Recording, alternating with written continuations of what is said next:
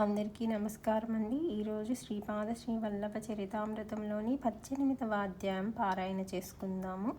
18వ అధ్యాయంలోకి వెళ్ళబోయే ముందుగా 17వ అధ్యాయంలోని కొన్ని ధ్యాన విశేషముల గురించి ప్రస్తావించుకుందాము. అయితే ఈ 17వ అధ్యాయంలో శ్రీ రామానందుల వారు ధ్యానావస్థ నుంచి బయటికి వచ్చి శ్రీపాద శ్రీ వల్లభుల వారు బండివాణి రూపంలో ఇక్కడికి వచ్చి శంకర భట్టుకి, సుశీలమ్మకి, వారికి ఇంకా ఇద్దరు ఉన్నారు కదా, వారితో పాటు వచ్చిన వారు వాళ్ళ నలుగురికి అద్భుతంగా దర్శనమిచ్చి వెళ్ళారని చెప్పేసి శ్రీ రామానందుల వారు చెప్పినప్పుడు వాళ్ళందరూ నిజంగా ఎంతో ఆశ్చర్యపోతారు. అసలు భగవంతుడు శ్రీపాద శ్రీ వల్లభ స్వామి అలా బండివాణి రూపంలో వస్తారని మనలాంటి వాళ్ళకి ఎలా అర్థమవుతుంది మాస్టర్స్?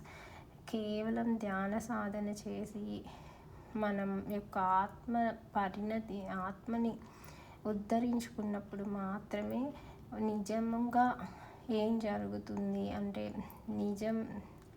ఈ భౌతిక ప్రపంచంతో భౌతిక కన్నులతో కాకుండా మనకి నిజమైన సత్యాన్ని మనం తెలుసుకోగలుగుతాం మాస్టర్స్. ఇది అద్భుతమైన విషయం మాస్టర్స్. ధ్యానం చేయాలి మాస్టర్స్, ప్రతిరోజు ధ్యానం చేయాలి. ఇంకా ఈ అధ్యాయంలో మనకి అద్భుతంగా మనందరికీ చెప్పబడిన విషయం ఇంకొకటి ఏంటంటే సిద్ధమంగళ స్తోత్రము. సిద్ధమంగళ స్తోత్రం పఠించిన ఎడల ఎంత గొప్ప ఫలితాన్ని మనం పొందవచ్చు అనేది అద్భుతంగా వివరించారు మాస్టర్స్. అందరూ తప్పకుండా మళ్ళీ చదవండి. సిద్ధమంగళ స్తోత్రాన్ని ప్రతిరోజు చదివి ఆ శ్రీపాద శ్రీ వల్లభుల వారి అనుగ్రహాన్ని పొందుదాం మాస్టర్స్. ఇప్పుడు 18వ అధ్యాయం పారాయణ చేసుకుందాం. శ్రీపాదరాజం శరణం ప్రపద్యే. అధ్యాయము 18. రవిదాసును గురించిన వర్ణనము. శ్రీపాదుల వారి దివ్య మంగళ దర్శనము. నేను బ్రాహ్మణ ద్వయముతో కలిసి కురుంగడ్డ చేరితిని. అనంతకోటి బ్రహ్మాండ నాయకుడైన అయ్యాది పురుషుడు, ఆది మధ్యాంతరహితుడు, చతుర్దశ భువనములకు సార్వభౌముడైన లీలావతారుడు శ్రీపాద శ్రీ వల్లభ స్వామి వారు కృష్ణానదిలో స్నానమాచరించి ఒడ్డునకు వచ్చుచుండిరి. వారి దివ్య మంగళ స్వరూపము నుండి దివ్య కాంతులు వెదజల్లబడుచుండెను. వారి నేత్రద్వయము నుండి అనంతమైన ప్రేమ, కరుణ వెదజల్లబడుచుండెను. వారు నా సమీపమునకు వచ్చి పాద నమస్కారము చేసుకొనమనిరి. నేను శ్రీ పాదములను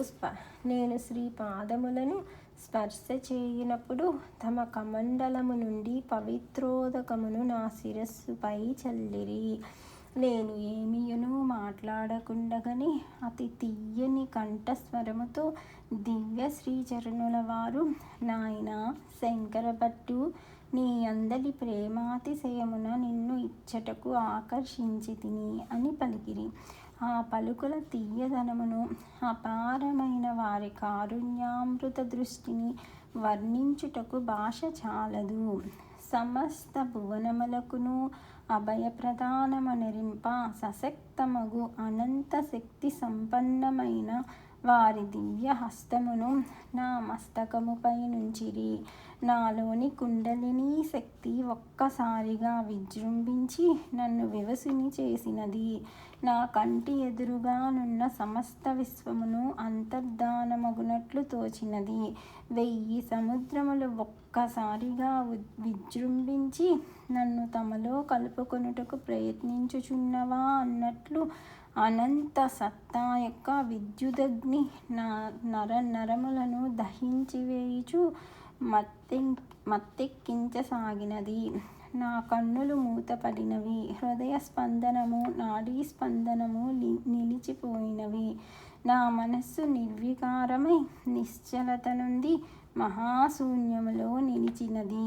నా హృదయమునందలి చైతన్యము విశ్వమునందున్న అనంత చైతన్యములో కలిసిపోయినది. ఒక్కొక్క పర్యాయము అత్యంత సూక్ష్మ స్వరూపమున ఆనందమయ స్థితిలో నేను ఉన్నాను అను ఎరుక కలుగుచున్నది. మరి ఒక పర్యాయము ఆ నేను అనునది కూడా శాంతించి అవ్యక్తమైన దివ్యానంద స్థితిలో నుండిని. మరి ఒక పర్యాయము ఆ నేను అనునది కూడా శాంతించి అవ్యక్తమైన దివ్యానంద స్థితిలో నుండిని.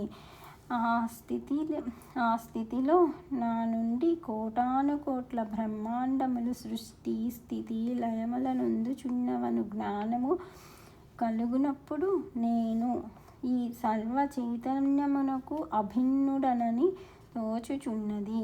ఈ నేను అనునది శమించినప్పుడు అవ్యక్తమైన దివ్యానందములో నుండిని.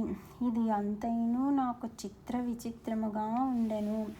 అంతటా శ్రీపాదుల వారి మహాప్రేమతో తిరిగి తమ కమండలములోని జలమును నాపై ప్రోక్షించిరి. నేను మామూలు స్థితికి వచ్చి తిని. జగత్తునకు ఆదిగురువులైన శ్రీ వల్లభ స్వామి 1000 తల్లుల ప్రేమను మురిపించడి కారుణ్యామృత దృష్టితో నా వైపు చూచుచూ మందహాసమును చేసిరి. మ్లేచ్ఛులకు శ్రీవారి దర్శనం. నాతో వచ్చిన బ్రాహ్మణ ద్వయమునకు శ్రీపాదుల వారితో మాట్లాడుటకు గాని వారి దివ్య శ్రీచరణములను స్పృశించుటకు గాని ధైర్యము చాలకుండెను.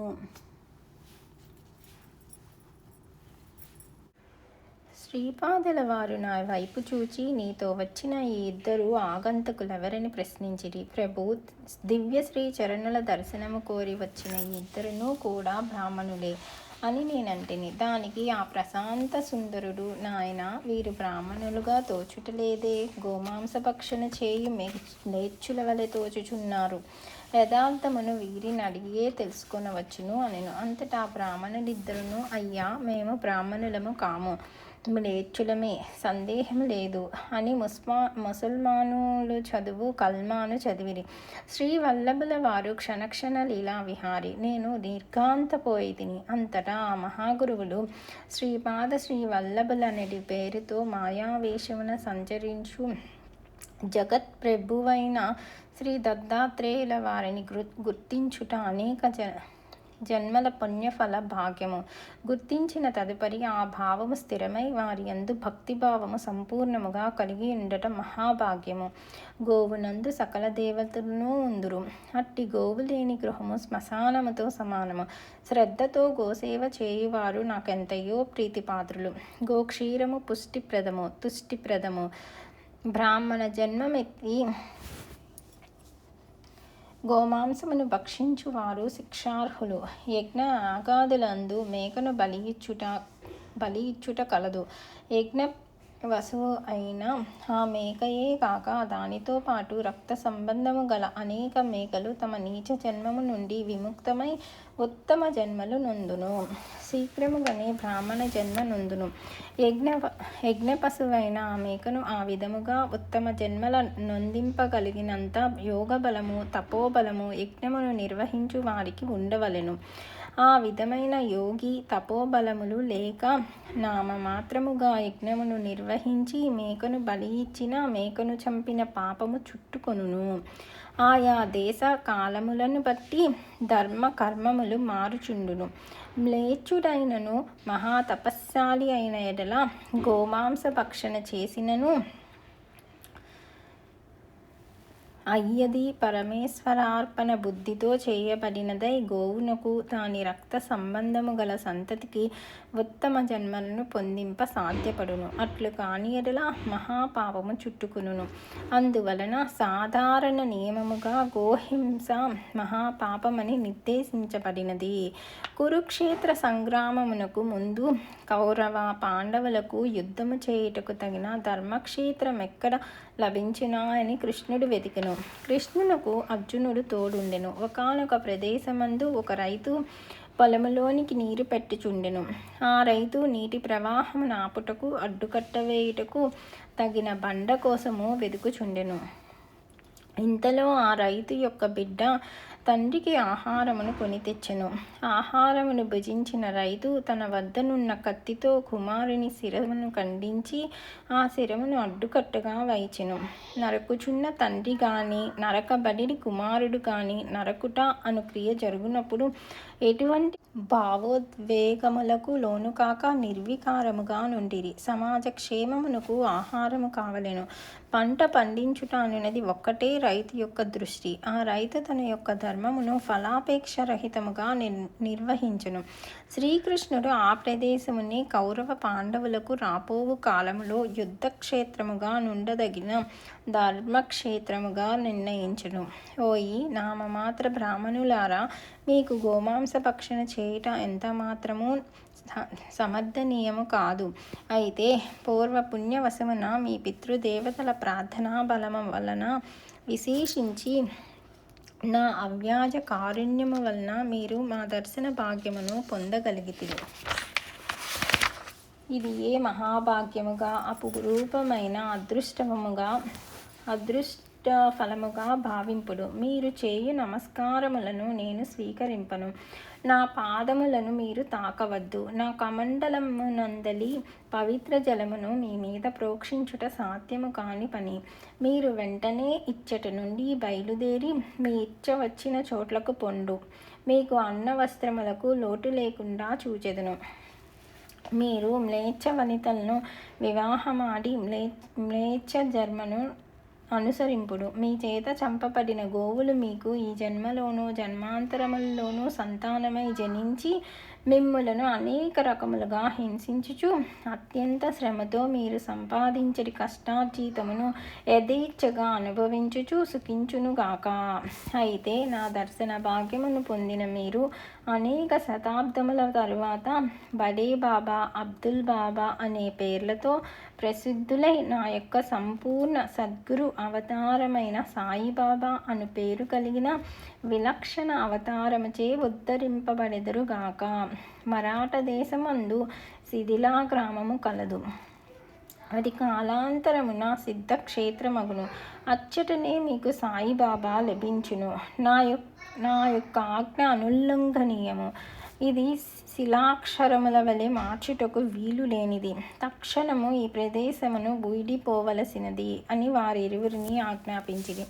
నేనును శ్రీపాదుల వారు మాత్రమే ఉంటిమి. ఇంతలో రవిదాసు అను నామాంతరము కలిగిన రజకుడొకడు వచ్చెను. రవిదాసు శ్రీపాదుల వారికి పదే పదే నమస్కరించుచుండెను. కొంతసేపటి వరకు శ్రీపాదుల వానియందు నిర్లక్ష్యముగా నుండిరి. తదుపరి శ్రీపాదుల వారు వాని వైపు చూచి మందహాసము చేసిరి. దీనికి కారణం ఏమై ఉండునా అని నేను ఆలోచించసాగితిని. వారు చిరునవ్వుతో కరుణాదృష్టిని నా వైపు ప్రసరించుచు నా భ్రూమధ్యమును గట్టిగా తాకిరి.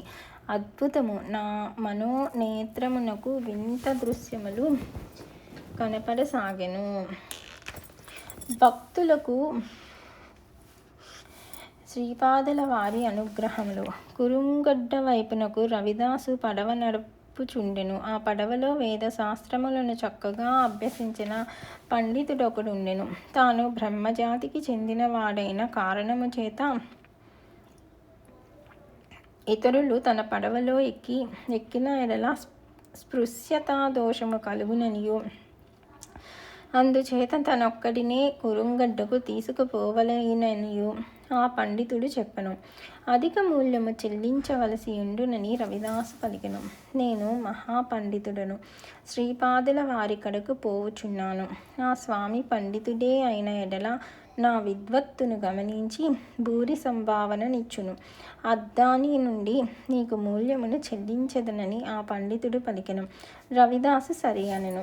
పడవ ప్రయాణము సాగుచుండెను. మాటల సందర్భమున రవిదాసుకు పురాణేతిహాసముల గూర్చి కూడా ఏమీయునూ తెలియదని పండితుడు గమనించి, ఓయి నా జన్మ చరితార్థము, పురాణేతిహాసముల గూర్చి కించిత్తు కూడా పరిజ్ఞానము లేని నీ జన్మ 4/3 వంతులు వ్యర్థమాయెను. రవిదాసు మిన్నకుండెను. నదీ ప్రవాహము మిక్కుటముగా నుండెను. దానికి తోడు పడవలో రంధ్రములు పడి నీళ్లు పడవలోనికి రాసాగెను. అయ్యా, మీకు ఈత వచ్చునా అని రవిదాసు అడిగెను. పండితుడు ఈత రాదనును. అంతట రవిదాసు నాకు ఈత వచ్చును, మీకు ఈత రాదు, అందువలన మీ జీవితము నూటికి నీరు పాళ్ళు వ్యర్థమే అనెను. రవిదాసు శ్రీపాద శ్రీవల్లభుల నామమును ఉచ్చరించుచు నదిలోనికి దూక ప్రయత్నించుచుండెను. కండ్లకు మిరిమిట్లు గొల్పు దివ్య కాంతి నదీ మధ్యమున గోచరించెను. అది అంతను శ్రీపాదుల వారి మహిమయని రవిదాసు తలంచెను. నీరు పడవలోనికి ప్రవేశించుచుండెను. అయితే అదృశ్య హస్తమేదో ఆ నీటినంతను బయటకు పారబోయిచుండెను. ఇద్దరును శ్రీపాదుల వారి దర్శనమునకు వచ్చిరి. రవిదాసు ఇంతకు పూర్వము శ్రీపాదుల వారికి ఎప్పుడు నమస్కరించినను వారు నిర్లక్ష్య ధోరణితో తిరస్కరించుచుండిరి. కానీ ఈనాడు మాత్రము రవిదాసు నమస్కరించినప్పుడు ప్రసన్న వదనముతో మందహాసము చేసిరి. రవిదాసుతో వచ్చిన పండితుని మాత్రము నిర్లక్ష్యముగా చూసిరి. శాస్త్ర చర్చను కోరిన పండితుడు నోటి మాట రాక నిలుచుండెను. శ్రీపాదుల వారు ఓరి పాండిత్య గర్వముతో యుక్తాయుక్త విచక్షణను కోల్పోయితివి. మహాపండితుడవై ఉండి సద్వంశమున జన్మించి పుణ్యమును సముపార్జించుకొనుటకు బదులుగా పాపమును మూటగొట్టుకొనుచుంటివి. కట్టుకున్న మహా ఇల్లాలను క్షోభ పెట్టితివి. సుఖముగా కాపురము చేసుకునుచున్న ఒకనొక రజకుని ఇల్లాలిని భర్త నుండి బలవంతముగా విడతీసి నీ ఉంపుడు గత్తిగా చేసుకుంటివి. ఆ రజకుని భార్య విధిలేని పరిస్థితులలో నీ ఉంపుడు గత్తిగా మారినందులకు నీకు శరీరమును అప్పగించినను మనస్సులో నిన్ను నిరంతరము శపించుచుతూనే ఉన్నది. నీ భార్య అయిన సద్బ్రాహ్మణి తన సంసారము చెట్టుబండాలైనందులకు మానసికముగా చెప్పరాని క్షోభనందుచున్నది. అన్నింటినీ గమనించుచున్న నేను ఈ రోజున నిన్ను ఇక్కడికి ఆకర్షించి తిని. ఈరోజు నీ జాతకము ప్రకారము మరణము లిఖించబడి ఉన్నది. నీకు ప్రస్తుతము మరొక 3 వర్షముల ఆయుష్ను ప్రసాదించుచున్నాను. నీవు స్వగృహమునకు పోయి గతములో దురాచార ప్రవర్తనమును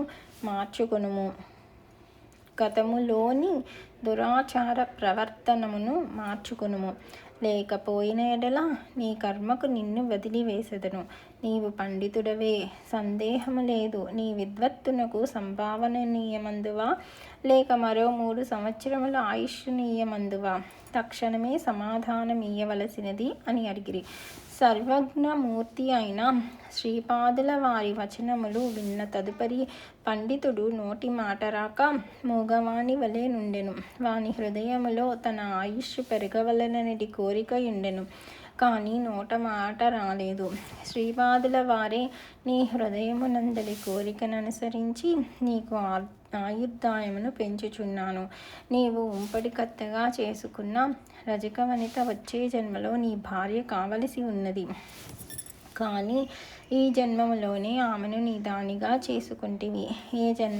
ఏ జన్మములోని ధర్మములు ఆ జన్మమునకే పరిమితములు. నీవు ఆ నియమమును ఉల్లంఘించితివి. వచ్చే జన్మమున ఆ రజక దంపతులు మహారాజ భోగములను అనుభవించెదరు. నీవు నపుంసక జన్మ నుండి ఆ రజక వనితకు సేవలు చేయుచు కర్మఫలమును అనుభవించెదవు. నీవు ఈ 3 వర్షములలోనూ కొన్ని సత్కర్మలాచరించిన అన్న వస్త్రములకు లోటు లేకుండా రజక వనిత వద్ద సేవ చేసుకొనెదవు.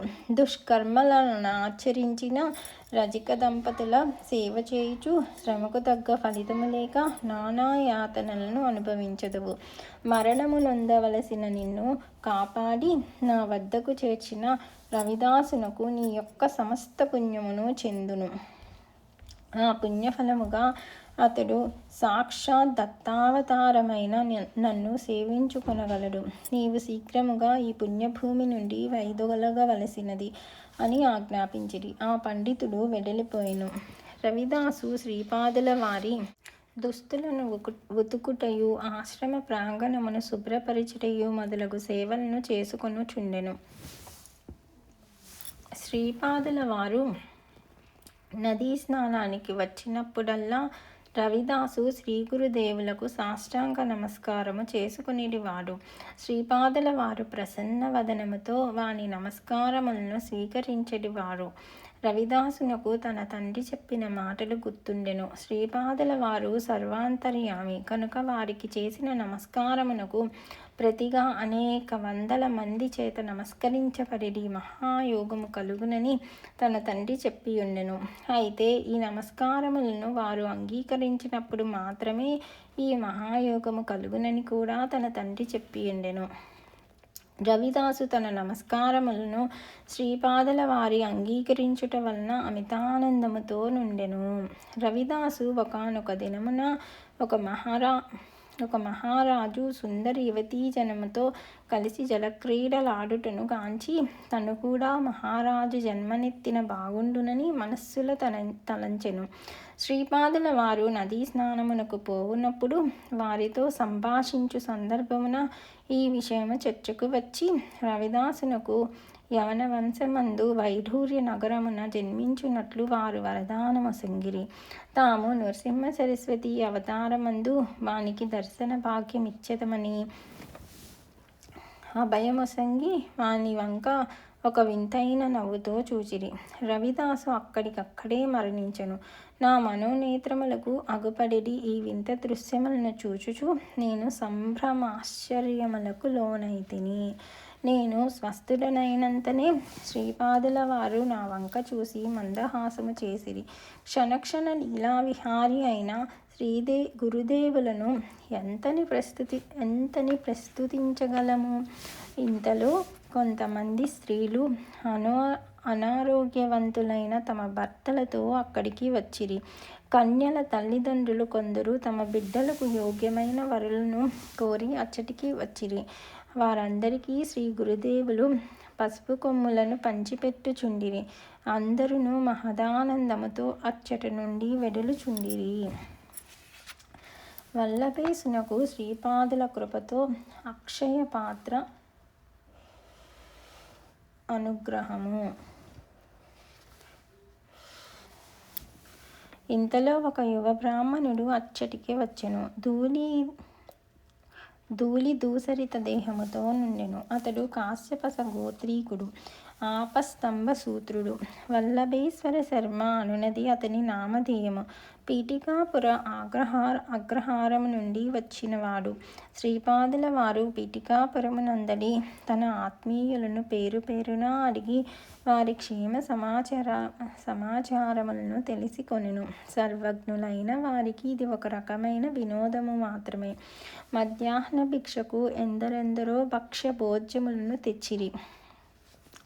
ఇంతలో ఏదో అందుకొనుచున్నట్లు తమ దివ్య హస్తములను పైకి చాచిరి. ఒక పెద్ద వెండి పాత్ర నిండుగా ఖీర్ అనబడు పాయసమందుండెను. అచ్చట సమావిష్టులైన శిష్యగణములకు దాన్ని పంచిపెట్టవలసినదని శ్రీపాదుల వారు నన్ను ఆదేశించిరి. ఎంతమందికి పంచినను పాత్రయందు పాయసం మాత్రము నిండుగానే ఉండెను.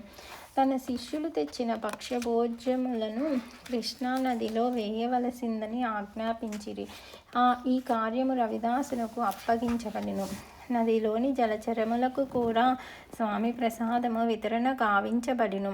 శ్రీపాదులు వల్లభేసుని తమ దగ్గర కూర్చునమనిరి. వల్లభేసుని పక్కనే నేను కూర్చుంటిని. నా పక్కన సుబ్బన్న శాస్త్రి అను కన్నడ బ్రాహ్మణుడు కూర్చుండెను. ఒక బీద బ్రాహ్మణుడు తన కన్యకు మంచి సంబంధమును కుదర్చమని స్వామిని ప్రార్థించెను. అంతటా శ్రీపాదుల వారు, నేనుండగా నీకు భయమెందులకు? పాపము ఉన్న చోటనే భయము ఉండును. ఈ వల్లభేసుడే నీకు అల్లుడు. సుబ్బన్న శాస్త్రి పౌరోహిత్యము వహించును. వల్లభేసుని పితృదేవతలు చాలా ఆగ్రహముగానున్నారు. పితృదేవతల శాపముండత జీవితానికి మంచిది కాదు. పితరులకు శ్రాద్ధాది కర్మలు సభక్తికముగా చేసటి పిండ ప్రదానములు మాత్రమే వారికి చేరును, అన్యదా వారికి చెందవు. అందువలన గరుడ పురాణోక్త మంత్రములు చదివి ఆ తరువాత మాత్రమే వివాహ మంత్రములను చదవవలెను. మాంగళ్య భాగ్యము కొరకు పసుపు కొమ్మును స్వీకరించవలసినది. ఈ రోజున మీకు అందిన ప్రసాదము మహాదుర్లభమైనది. పీఠికాపురమునందలి మల్లాది వారు పైండావారు వత్సవాయి వారు నాకు నైవేద్యముగా పాయసము చేసిరి. దానినే నేను మీకు పంచితిని.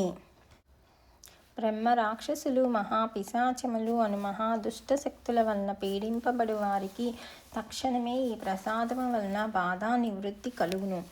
దారిద్ర్య దుఃఖములు మ్రగ్గడి వారికి ఈ ప్రసాదము స్వీకారానంతరము సంపద అభివృద్ధి చెందును అని తెలిపిరి. ఈ దివ్య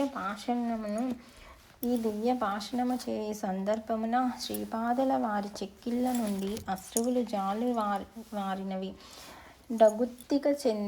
డగుత్తిక చెందిన గొంతుతో శ్రీపాదుల వారు మల్లాది వారి పైండావారి వత్సవాయి వారి వంశములతోనూ నాకున్న రుణానుబంధము కాలాతీతము.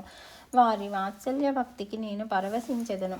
నాకేదైనా తినుటకు దొరుకునేమోయని నేను వారి వంట ఇండ్లలోనికి సూక్ష్మరూపములో యథేచ్ఛగా పోవుచుందును. వారే కాదు, ఎవరైనను సరే నన్ను వాత్సల్య భక్తితో ఆరాధించిన వారి ఇండ్ల యందు నేను పసిబాలుడనై తిరుగుచుందును. నా అడుగుల సవ్వడి వారి హృదయములో సదా ప్రతిధ్వనించును. రాత్రి వేళల యందు కురుంగడ్డలో నా అనుమతి లేకుండా ఎవ్వరునూ ఉండరాదు. ముక్తిని కాంక్షించి బ్రహ్మ రాక్షసులు మహాపిశాచములు మహా ఆర్తితో ఆక్రందన చేయుదురు. నేను వాటిని మృంగివేసి వాటికి నవ్యములైన విముక్త దేహములను ప్రసాదింతును. దేవతలు, గంధర్వులు, యక్షులు, అదృశ్య శక్తులు, మహాపదార్థమునకు చెందిన అనేక ఉన్నత ప్రాణులు నా దర్శన భాగ్యము పొందుకొరకై వచ్చెదురు.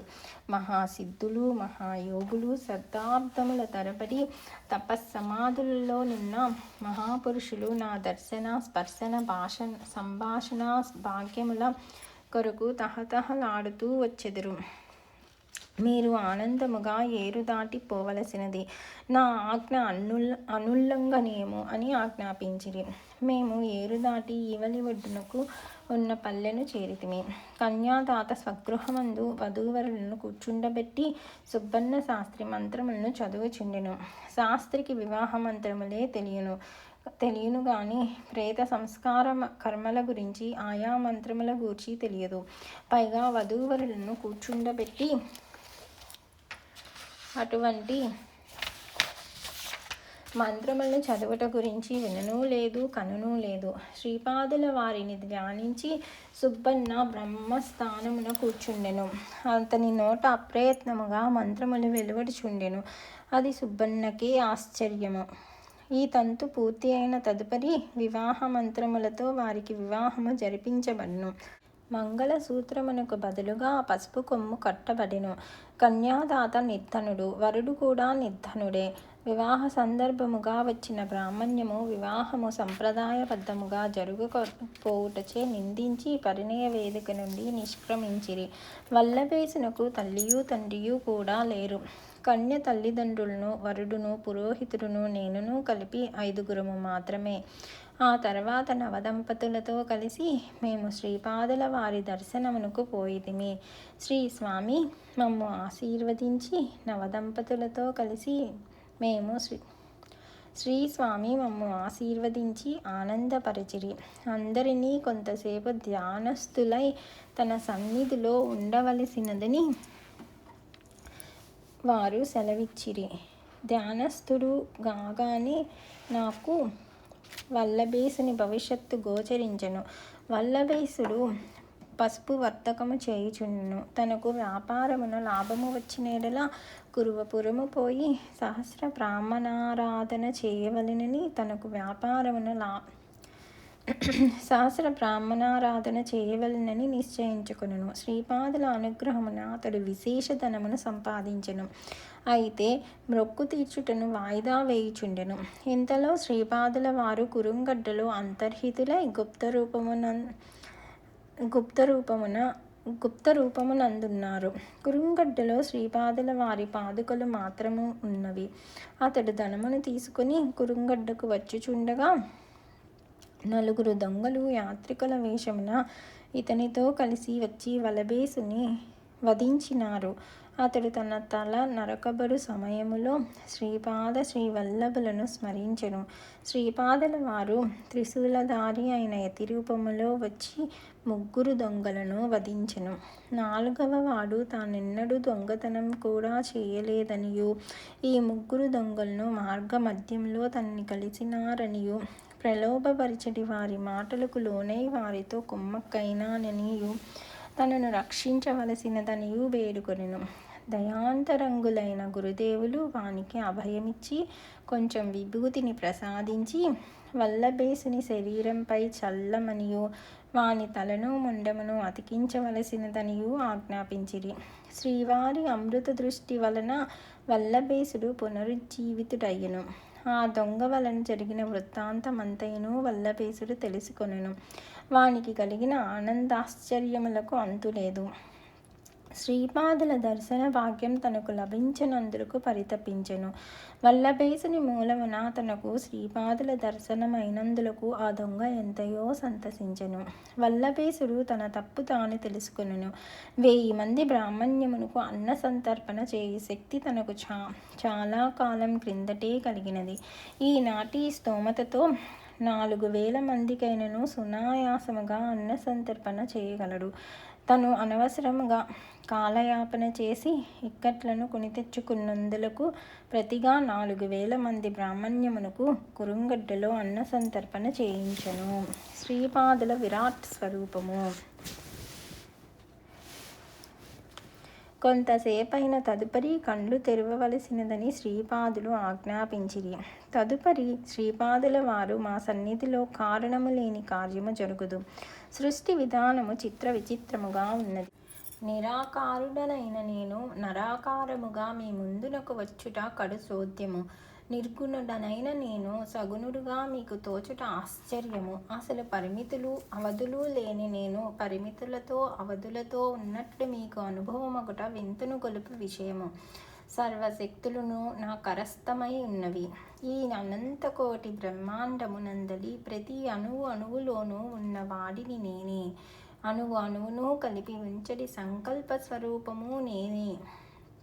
అణువును విడగొట్టగలిగి నూతన సృష్టి రచనకు రంగము సిద్ధము చేయు ప్రళయకాల రుద్రుడను నేనే. ఇది జ్ఞానమని ఇది అజ్ఞానమని మీకు బోధ చేయుచు సర్వజీవులను అనేక విధముల మాయల్లో పడద్రోసి వినోదించుచు ఆర్తితో పిలిచినప్పుడు సహస్ర బాహువులతో మిమ్మలను ఆదుకుని సంరక్షించు అనాది తత్వమును నేనే. అన్ని జీవులలోనూ నేను నేను అని తోచుచున్న అసలు సిసలైన నేనును నేనే. అటువంటి నాలో సర్వశక్తిత్వము, సర్వజ్ఞత్వము, సర్వాంతర్యామిత్వము లేకున్న ఎడల మీరు ఆశ్చర్యపోవలేనే కానీ అవి మీకు వ్యక్తమై అనుభవమునిచ్చినప్పుడు మీరు ఆశ్చర్యపోవలసినది ఏమున్నది అని సెలవిచ్చిరి. పరబ్రహ్మ స్వరూపులైన శ్రీ గురుదేవులు ఈ ప్రకారముగా చెప్పుచుండా ఎచ్చటి నుండియో ఘంటానాదము వినబడినది.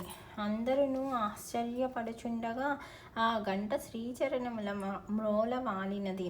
కొద్ది క్షణముల అనంతరము అందరూ చూచుచుండగా అది అంతర్హితమైనది. స్త్రీల యందు శ్రీపాదుల వారి మాతృభావన. శ్రీపాదులు ఇట్లనిరి: శ్రీపాద శ్రీవల్లభ అవతారము సత్య ఫలములను ప్రసాదించు మహావతారము. మా నామస్మరణ చేయకుండగా ఏ అవధూత కూడాను పూర్ణసిద్ధిని పొందజాలడు. యోగ విఘ్నములను జయించలేడు. ఓయి వల్లభేశ వినుము.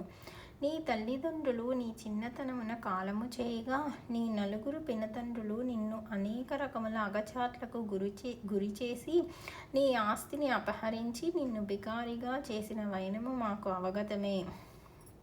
వారి సంతానము కూడా నీ యందు వైరభావమును కలిగి ఉన్న విషయము కూడా మాకు అవగతమే. చనిపోయిన నీ పినతండ్రులు తిరిగి జన్మించి దొంగలుగా మారెదురు. నీవు కురుంగడ్డకు వచ్చు సందర్భమున నిన్ను వధించి నీ ధనమును తస్కరించుటకు యోచించెదరు. నీవు మా స్మరణ చేసిన ఎడల మేము తక్షణమే వ్యక్తమై మా త్రిశూలముతో 3 దొంగలను వధించెదము. 4వ వాడు స్వల్పదోషి కనుక విడిచిపెట్టెదము. శ్రీపాదుల వచనములను విని వల్లభేసుని భార్య కండ్ల నీరు పెట్టుకొని చున్నది. అంతట శ్రీపాదులిట్లనిరి, అమ్మ, శ్రీపాద శ్రీవల్లభుడనైన నేను ప్రతి స్త్రీ అందును నాకు జన్మనిచ్చిన అఖండ సౌభాగ్యవతి సుమతీ మహారాణిని చూచుచుందును. ఆ మహాతల్లి వడిలో నేను ఎప్పటికీ పసిబిడ్డనే. నీవు దుఃఖింపకుము. నేనిచ్చడి ఈ పసుపు కొమ్మును భద్రపరుచుకొనుము. నీకు సర్వశుభములను అది ప్రసాదించును. నీవు సుమంగళిగానే జీవించదువు. మా శాసనము శిలాశాసనము. ఈ సృష్టిలోని ఏ శక్తికి కూడా దానిని మార్చుటకు సాధ్యము కాదు. నాకు గాయత్రి మంత్రోపదేశమును చేసిన నా మొదటి గురువైన మా తండ్రి గారి పేరు చిరస్థాయిగా